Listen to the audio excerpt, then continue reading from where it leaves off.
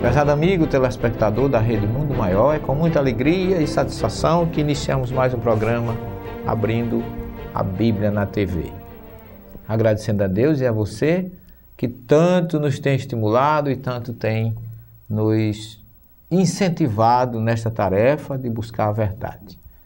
E hoje nós vamos iniciar, logicamente, alternadamente com outros temas, um estudo sobre as parábolas de Jesus, que pode ser intitulado Sabedoria das Parábolas. Por quê? Que Jesus foi o maior contador de histórias que se tem notícias. Nós gostaríamos de lembrar a você que todas as histórias que Jesus contou, ele contou para judeus. Jesus nasceu, viveu e morreu judeu. Nasceu na Judéia. Criou-se na Galileia.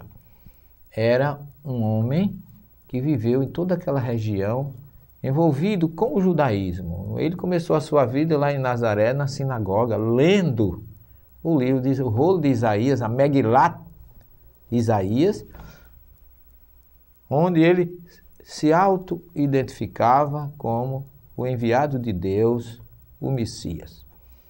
E Jesus contou inúmeras histórias que a parábola, como se diz em hebraico, mashal, que também pode ser chamada de agadá, que é tradição, do verbo leagid, dizer, narrar, contar uma história. A parábola tem origem no judaísmo. E Jesus era judeu. E de onde é que vem o nome parábola? O nome parábola é o nome do grego parábole, que significa estar ao lado de. É como se você contasse uma história para dela tirar uma comparação. E neste preâmbulo eu queria que você visse Jesus como judeu, que contou história para judeu, e que depois essas histórias foram trazidas para o grego e que nós recebemos hoje, 2013 anos depois, com análise e estudos adaptados à nossa realidade do presente, porque a parábola ela é transcendental. Ela é viva, ela nunca passa. Toda vez que você estuda uma parábola, você descobre algo novo nela. Por quê?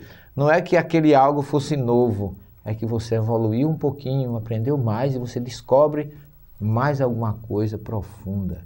Jesus utilizava da parábola como se fosse uma busca midrástica. O que é midrástica? Midrash é uma palavra, vem do verbo lidrosh em hebraico, que é exigir a essência, a busca, a pesquisas. E os estudiosos do passado, do judaísmo, usavam muito o midrash para tirar os conceitos e a essência das questões. E aí nós poderíamos iniciar para você perguntando ou informando que no Antigo Testamento já existe 39 parábolas. Portanto, não é uma coisa nova. O que é novo é a forma como Jesus utilizou isso para os seus ensinamentos. Se você pegar o livro de Samuel, o segundo livro de Samuel, no capítulo 12, nós temos ali a parábola que o profeta Natan contou a Davi para repreendê-lo pelo que ele fez a Urias, o Eteu. Está narrado lá no segundo livro de Samuel, capítulo 12, uma parábola que Natan contou para que pudéssemos hoje avaliar essa parábola e entender verdadeiramente o seu conceito.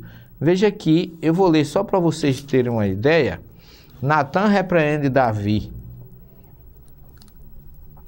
O profeta Natan fala com Davi e lhe diz: havia 2 homens na mesma cidade, um rico e outro pobre. Por que é que ele fez isso? Por que é que ele foi convocado para contar essa história, porque criou essa parábola para Davi.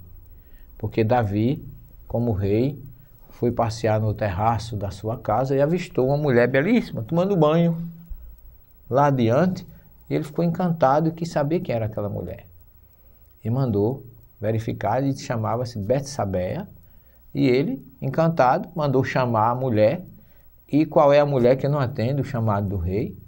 Só que chegando lá, ele deitou-se com ela, e a questão maior é que ele descobriu depois que essa mulher era esposa do general comandante de suas tropas, um dos grandes conquistadores daquela época. E Davi pensou que as coisas iam ficar por aí. Vem a história da responsabilidade que a gente tem que ter perante os nossos compromissos sexuais. Betsabeia manda dizer que está grávida. E Davi, para tentar encobrir a gravidez, mandou chamar Urias com seu exército, e chegando em palácio, lá em Jerusalém, ele disse: hoje todos vocês vão dormir em casa.